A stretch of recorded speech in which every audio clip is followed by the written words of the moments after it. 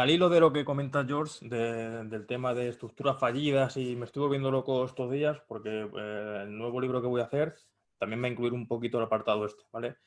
Nos viene muy bien también para identificar los diferentes tipos de operadores que hay en el mercado. En el mercado no solo hay un tipo de operador que opera en una temporalidad y ya está. Hay operadores que tienen previsiones, valoraciones a muy largo plazo y que le da exactamente igual lo que haga el Bitcoin en este caso ahora mismo. Y hay operadores de high frequency trading que harán operaciones de milisegundo, y hay operadores de scalping que hacen operaciones de una sesión. Hay 100.000 tipos de operativa distinta. Entonces, ¿quién me puede negar que aquí han comprado? Que alguien levante la mano y diga que ahí no han comprado.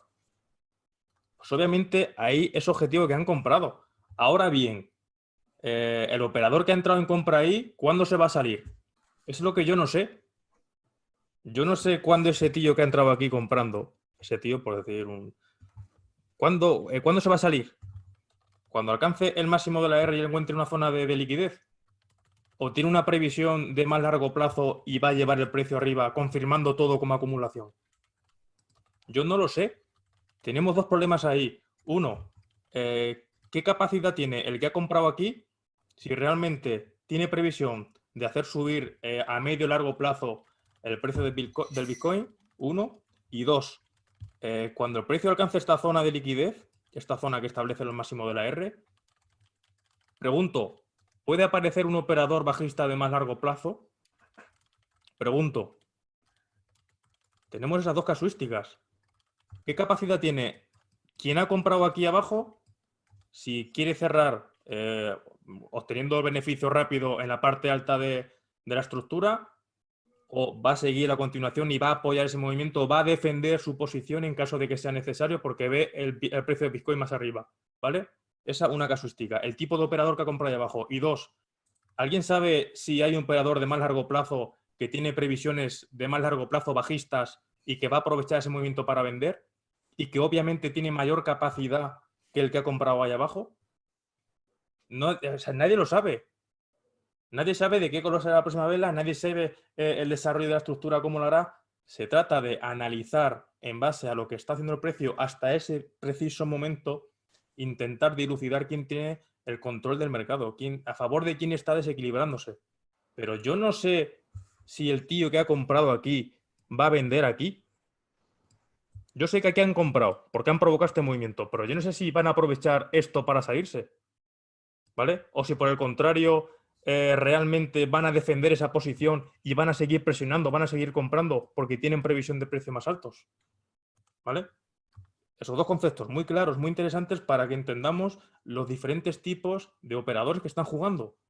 El de corto plazo con cierta capacidad y el de largo plazo con una mayor capacidad. Entonces, ¿estructuras fallidas? Claro que las hay, porque todo esto tiene pinta de acumulación, pero si llega el momento de la verdad y no sigue tirando, ha fallado. Porque este tío ha comprado aquí, pero no tiene una capacidad de seguir tirando.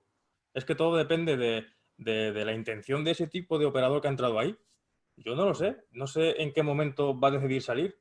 Yo solo sé que lo objetivo que es zonas de cotización, ¿vale? Voy a ver zonas previas. ¿Por qué? Porque este operador que ha comprado mucho, que opera una gran cantidad de volumen, necesita visitar estas zonas para deshacer sus posiciones.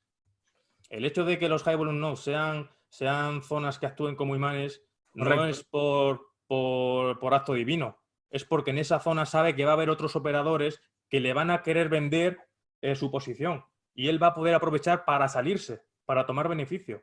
Correcto. Es cuestión de liquidez. ¿Dónde va a encontrar mayor liquidez alguien para deshacer su posición larga monstruosa? En zonas de high volume node y en zonas de VWAP. Es que es de lógica, ¿no? No en el Fibonacci 61,8 o en la media 200, sino en una zona donde previamente ha habido negociación y sabe que se va a encontrar contrapartida. Claro. ¿Por qué los VWAP, como estamos viendo, son tan buenos operativamente hablando? Pues porque grandes operadores, yo desconociendo quién, grandes operadores lo deben utilizar, porque, o sea, no puede ser que actúen como actúan de esa manera, de soporte-resistencia, soporte-resistencia. ¿Por qué es? Pues porque son zonas de liquidez muy operadas, ¿vale? Porque sobre esas zonas, si tú te vas luego a una... A mí es que me hace mucha gracia. Si tú te vas luego, por ejemplo, en el SP, coges el bookmap, ¿vale? El bookmap te muestra las zonas de liquidez con los volúmenes relevantes que hay por niveles de precio.